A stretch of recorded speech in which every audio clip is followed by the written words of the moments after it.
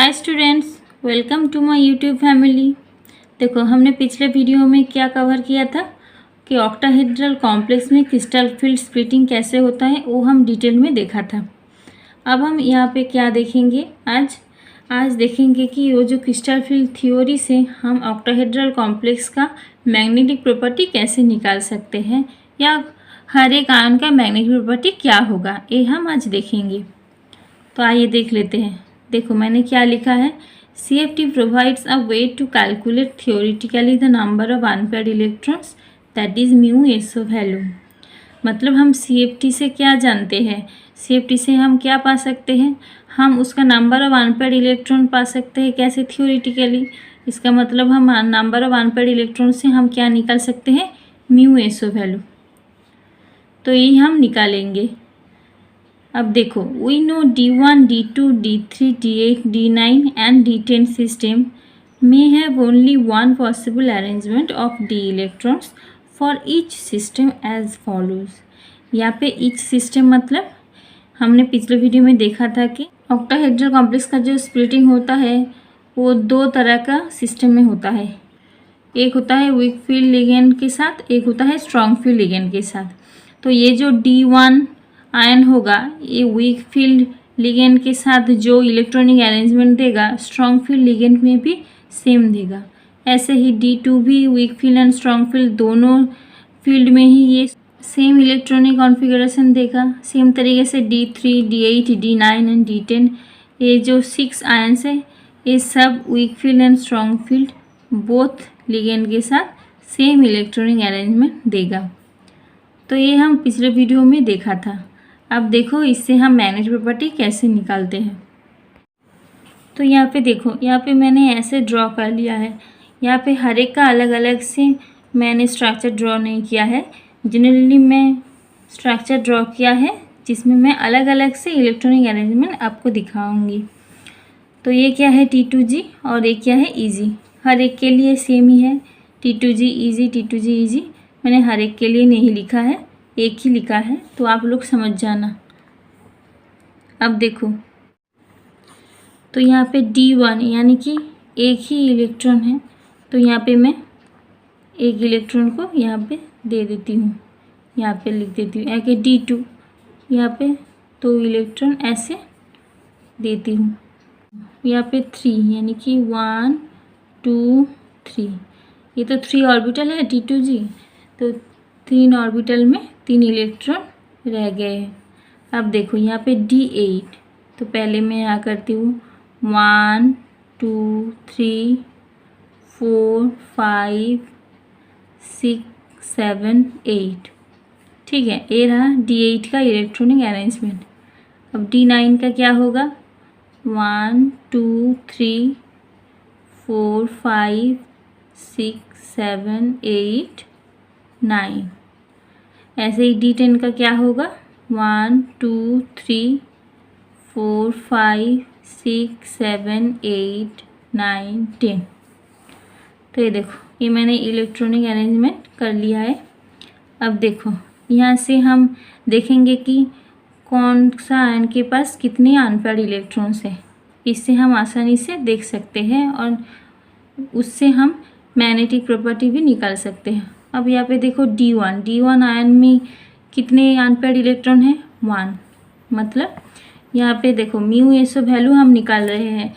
तो mu SO value हम कैसे निकालते हैं, ये आपको सबको पता है, √n × n+2 Bm, ऐसे हम निकाल सकते हैं, जहाँ पे n क्या है, नंबर ऑफ अनपेयर्ड इलेक्ट्रॉन्स। अब देखो, D1 के लिए कितने अनपेयर्ड इलेक्ट्रॉन्स है, 1।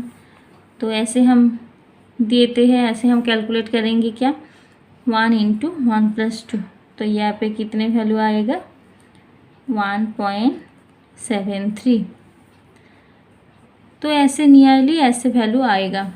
अब D2 के लिए भी हम कैलकुलेट कर लेते हैं। तो D2 के लिए कितने अनपेयर्ड इलेक्ट्रॉन है, 2, यानी कि 2+2। तो यहाँ पे अगर हम कैलकुलेट करेंगे तो हमें अप्रोक्स कितने आएंगे, 2.83 Bm। यहाँ पे Bm लिखना, क्योंकि Bm क्या है, मैग्नेटिक प्रॉपर्टी का यूनिट Bm, बोर मैग्नेटन। फिर देखो, D3 के लिए क्या होगा, D3 के लिए 3 अनपेयर्ड इलेक्ट्रॉन है, इसका मतलब 3 × 3 + 2। तो ये अगर हम कैलकुलेट करेंगे तो हमें कितने वैल्यू मिलेगा, 3.87 BM। यहाँ पर देखो फिर क्या है, D8। अब देखो D8 पे कितने अनपेयर्ड इलेक्ट्रॉन है, पहले हम वो देख लेते हैं। देखो यहाँ पे सारे क्या है, पेयर है। तो ये जो EG पे है, EG पे क्या है, 2 अनपेयर्ड इलेक्ट्रॉन, यानी कि टोटल कितने अनपेयर्ड इलेक्ट्रॉन है, 2। तो यहाँ पर भी हम कैलकुलेट कर लेते हैं, √2 × 2 + 2, यानी कि D2 का जो आया था वही आएगा 2.83 BM। अब D9 का देखो, D9 के पास कितने अनपेयर्ड इलेक्ट्रॉन है, ये सारे तो पेयर है, यहाँ पे भी एक ऑर्बिटल पेयर अप है। अब देखो इस ऑर्बिटल में एक ही इलेक्ट्रॉन है, यानी कि नंबर ऑफ इलेक्ट्रॉन कितने हैं, 1। तो यहाँ पे क्या होगा, √1 × 1 + 2, यानी कि पहले की तरह क्या आएगा, 1.73 BM। अब D10 के लिए देखो, D10 के लिए देखो एक भी अनपेयर्ड इलेक्ट्रॉन नहीं है, यहाँ पे सारे इलेक्ट्रॉन क्या है, पेयर है। इसका मतलब यहाँ पे कोई भी अनपेयर्ड इलेक्ट्रॉन नहीं है, मतलब क्या है, इसका मैग्नेटिक प्रॉपर्टी क्या होगा, 0, यानी कि ये क्या होगा, डायमैग्नेटिक, इसका मैग्नेटिक प्रॉपर्टी क्या होगा, 0। तो ऐसे हम निकाल सकते हैं मैग्नेटिक प्रॉपर्टी। अब देखो यहाँ पर तो हम D1, D2, D3, D8, D9, D10 उस सिस्टम का मैग्नेटिक प्रॉपर्टी निकाले हैं। अब देखो हम बाकी जो रह गए हैं, क्या क्या रह गए हैं, D4, D5, D6, D7, इस सारे का भी मैग्नेटिक प्रॉपर्टी देख लेते हैं। However, for the configuration D4, D5, D6 and D7, both high spin and low spin states are possible। तो यहाँ पर हमने पहले देखा है कि D4, D5, D6 and D7 में 2 तरह का इलेक्ट्रॉनिक अरेंजमेंट पॉसिबल है। एक होता था क्या, वीक फील्ड लिगेंड के साथ, एक होता था स्ट्रॉन्ग फील्ड लिगेंड के साथ। तो यानी कि वीक फील्ड लिगेंड के साथ क्या होगा, क्या कॉम्प्लेक्स देता था, हाई स्पिन, और स्ट्रॉन्ग फील्ड लिगेंड के साथ क्या कॉम्प्लेक्स देगा, लो स्पिन। तो यहाँ पे 2 तरह का इलेक्ट्रॉनिक अरेंजमेंट पॉसिबल है, depending on the relative order of crystal field splitting energy and the mean pairing energy. तो देखो यहाँ पे जो high spin and low spin states possible है, एक किसके ऊपर डिपेंड करता है, ना the relative order of crystal field splitting energy, जिससे हम कैसे डिनोट करते हैं, ΔO, and the mean pairing energy क्या है, P। Crystal field splitting energy और मीन पेयरिंग एनर्जी क्या है, आई होप आप सब लोगों को पहले से ही पता होगा, क्योंकि ये मैंने पहले बहुत बार बोला है कि क्रिस्टल फील्ड स्प्लिटिंग एनर्जी क्या है और मीन पेयरिंग एनर्जी क्या है। तो यहाँ पे मैं ये दोबारा नहीं कहूँगी, ठीक है। जिसको नहीं पता कि ये क्या है, वो मैंने पहले वाले वीडियो पे देख लेना, वहाँ पे मैंने अच्छे से समझा दिया है। अब चलो आगे बढ़ते हैं। देखो यहाँ पे देखो 2 सिस्टम और 2 कंडीशन है। फर्स्ट कंडीशन क्या है, इफ़ ΔO P, मतलब जब mean pairing energy crystal field splitting से ज़्यादा है, यानी कि वो किस तरह का कॉम्प्लेक्स बनाएगा, हाई स्पिन। और दूसरा पॉसिबिलिटी क्या है, ΔO P, यानी कि crystal field splitting energy pairing energy से ज़्यादा है, तो वहाँ पे क्या होगा, लो स्पिन कॉम्प्लेक्स। अब देखो ये ज़्यादा होगा, देखो पेयरिंग में ज़्यादा होगा तो पेयरिंग एनर्जी ज़्यादा लगेगा, तो इलेक्ट्रॉन कहाँ चाहेगा, पेयर होने नहीं चाहेगा। तो अब देखो यहाँ पे हम देख लेते हैं हर एक आयंस का 2 कंडीशन में कैसे इलेक्ट्रॉनिक अरेंजमेंट होता है।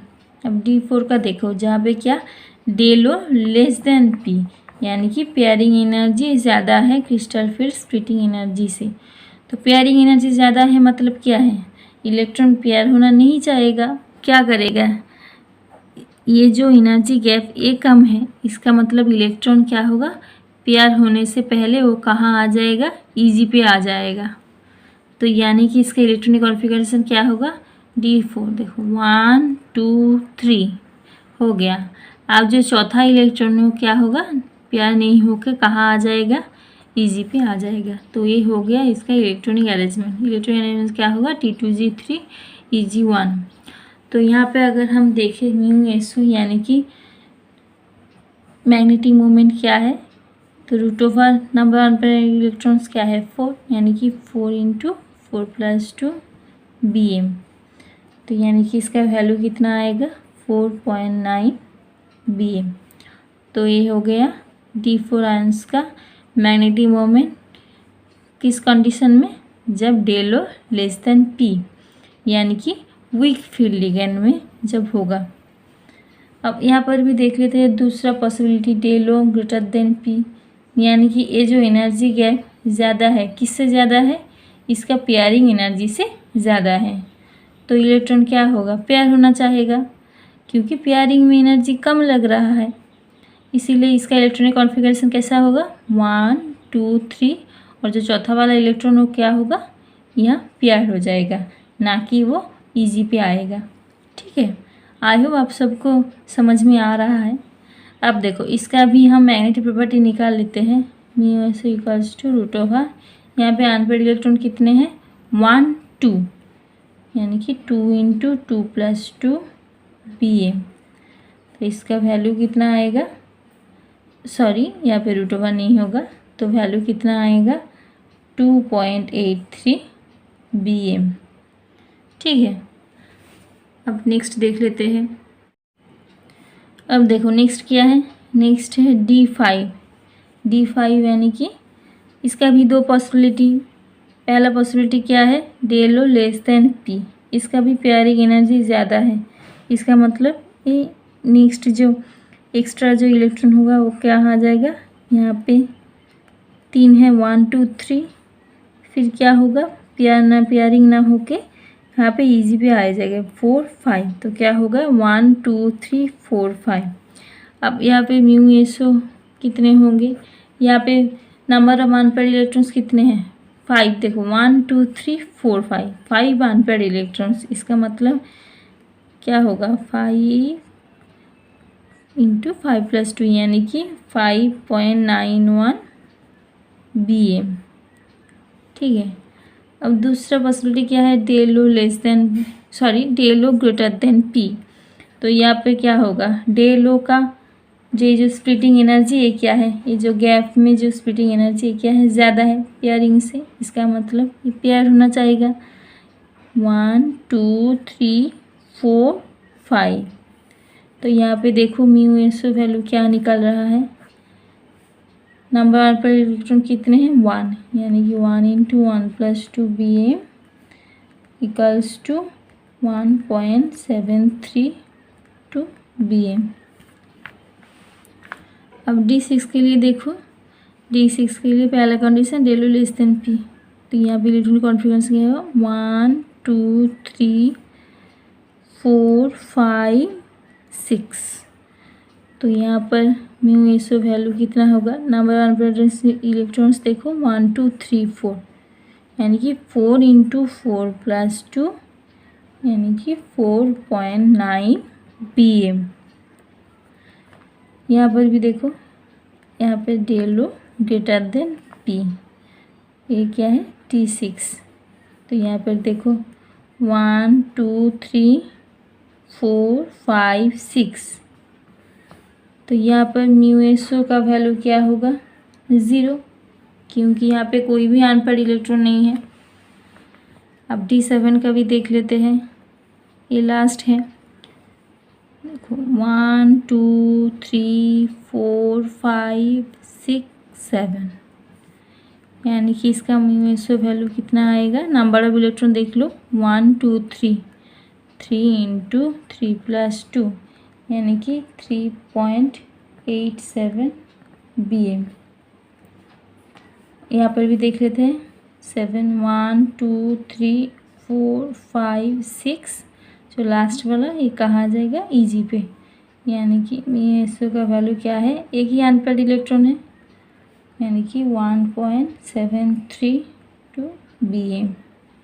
ठीक है, तो ये हम सारे जो DN आयंस है D1 से लेकर D10 तक सारे हमने कंप्लीट कर लिए हैं, हर एक का हमने मैग्नेटिक प्रॉपर्टी देख लिया है, किससे ना क्रिस्टल फील्ड थ्योरी से।